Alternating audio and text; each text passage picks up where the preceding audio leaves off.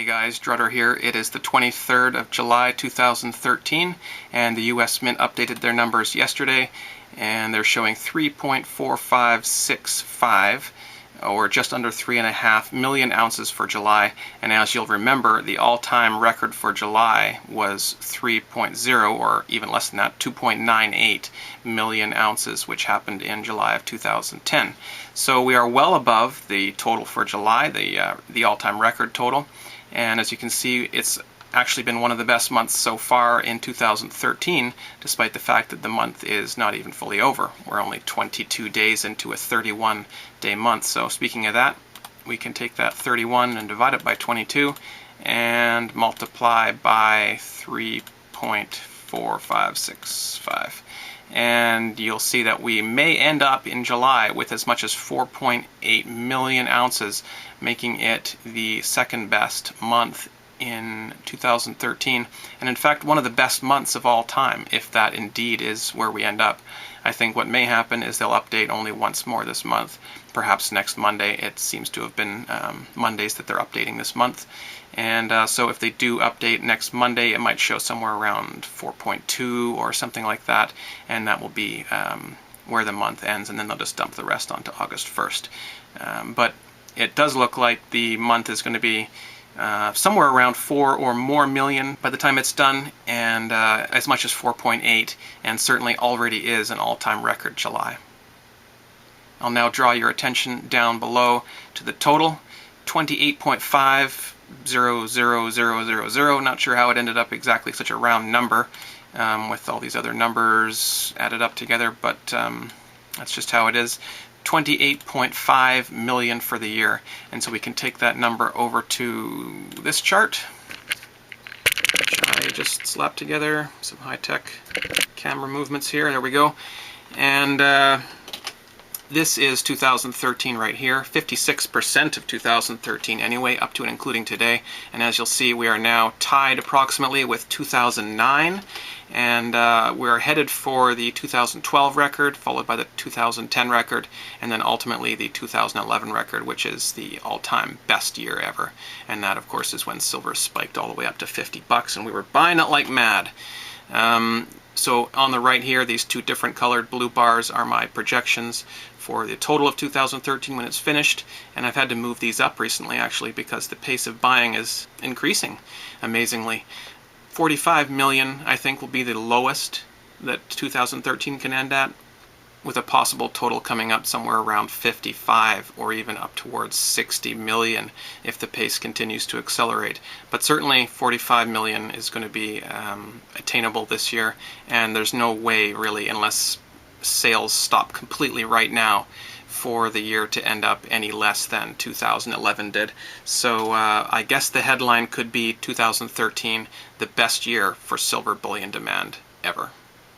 With price languishing somewhere around the $20 mark right now, it's just drawing more and more attention to the fact that the divergence between price and demand is growing larger and larger every month. We can keep that 45 million number in our heads as we transfer over to another website. And another quick camera move. And you can see here that the Silver Institute, they're just a group of silver miners and producers, and I think some government agencies. Don't necessarily 100% trust these guys, but anyhow, this is an often quoted website, and I'll suggest here that it's somewhere in the neighborhood of 32.6 million ounces that the USA produces every year in terms of silver. They are the 9th highest silver producing country in the world. And 32.6 million, how does that compare with the 45 million we're going to end up with, possibly more like 50 million we're going to end up with this year? Let's just say that we only end up with 45 million ounces of Silver Eagles sold. That's still almost 50% higher than the amount of silver that is mined in the USA in the entire year. And that doesn't take into account any other type of silver bullion, like bars, like numismatic coins, like industrial demand, like jewelry. That's only talking about the Silver Eagle, one particular type of silver coin for investment purposes. is going to total 45 million ounces this year at the minimum. That should tell some people something. I've also done some research, and I'll put my best link that I found down below. This is the Liberty Coin Act of 1986, and it's what set into motion the Silver Eagle bullion program, which began in 1986. It's a part of a larger bill, and I think it is, from what I can tell, my legalese isn't that great, but I think it is an amendment to the Coinage Act, which happened in the 1800s in the USA, a very powerful piece of legislation, and this is an amendment to it. And what it does is it sets out how Silver Eagles are minted, and it talks about their diameter, talks about the fineness of 0.999. It has to have Liberty on one side and Eagle on the other. It's got to have reeded edges and must contain the year of minting plus the words Liberty, In God We Trust, USA, 1 ounce fine silver, E pluribus unum, and $1. I think people are already aware that there's legislation out there that sets out how the Silver Eagles are going to be minted.